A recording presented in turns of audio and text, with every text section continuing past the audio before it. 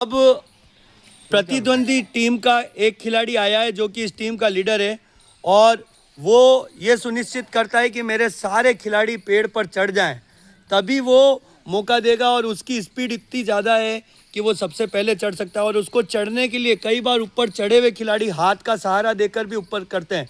और जब ये सारी तैयारियां हो रही है तब तक वो देख रहा है। उसके बाद उसने देखा कि जिस व्यक्ति पे डाम आ रहा है उसको ऐसा जोर से फेंका और उसने पेड़ में उलझाते हुए फेंका कि कहीं वो भी पेड़ में उलझ जाए। और वो पेड़ में जब उलझ गई तो पेड़ में उलझने के बाद में वो किसी भी सहारे ले सकता है। पत्थर से, लकड़ी से फेंकने के बाद में वो जब लकड़ी नीचे आई, क्योंकि इसमें यही रणनीति बनाई जाती है कि लकड़ी को किस तरह से उलझा के फेंका जाए कि या तो पेड़ में उलझ जाए या जाली में उतर जाए।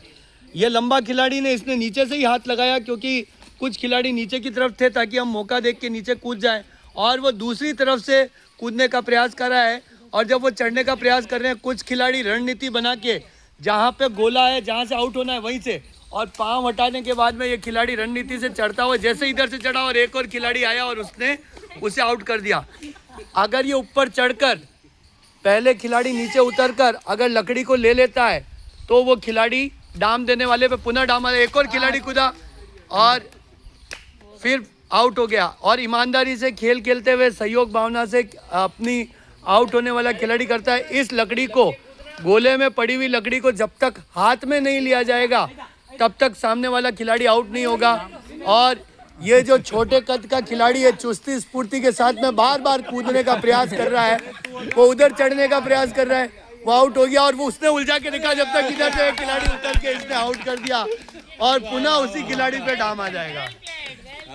बहुत अच्छा खेल खेला खिलाड़ियों ने। और इस खेल से तुम्हें कैसा महसूस हुआ, आके बताओ, क्या क्या भावना का विकास हुआ, बताओ।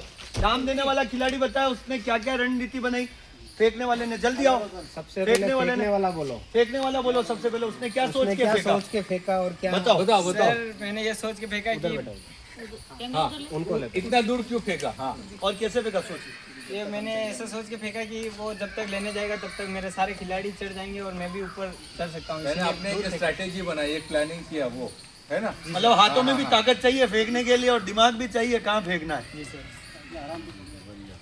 ताकत और दिमाग की लीडरशिप में सबसे ज्यादा जरूरत है। उसके बाद दौड़ के लकड़ी पकड़ने वाला जिस पे डाम आ रहा, उसकी क्या प्लानिंग थी कि क्या करूं, कैसे लूं? पहले एक एक बंदे को पकड़ के फिर उनको आउट करना। तो उसकी प्लानिंग थी कि एक एक को आउट करूं, सबको आउट नहीं करना। और कोशिश ये थी कि नीचे से आउट करूं, क्योंकि वो नीचे के आएंगे। तो रणनीति बना के आउट करने की कोशिश की ताकि ज़्यादा से ज़्यादा खिलाड़ियों को नीचे से आउट करने की जरूरत पड़े और आपके शरीर की लंबाई का भी फायदा मिल सके। और इनकी हर खिलाड़ी पे नज़र थी कि ये कहीं टीम में एक दूसरे को सपोर्ट तो नहीं कर रहे हैं, तो कोशिश करी हर खिलाड़ी को अलग अलग रखते हुए जहाँ से कूद सकते हैं उस पर नज़र रखी। ऊपर जो खिलाड़ी थे, ये खिलाड़ी जो था ये बार बार कोशिश कर रहा था कि यहाँ से आके आउट कर दे। इसके क्या प्लानिंग थी?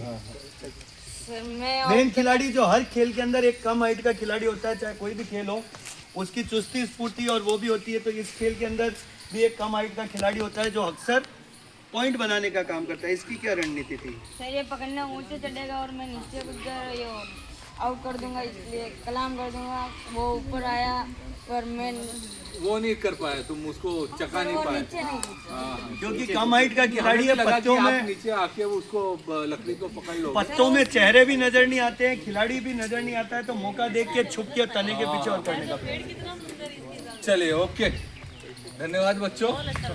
और ऐसे रोज खेलो और तुम्हारे कपड़े ज्यादा ही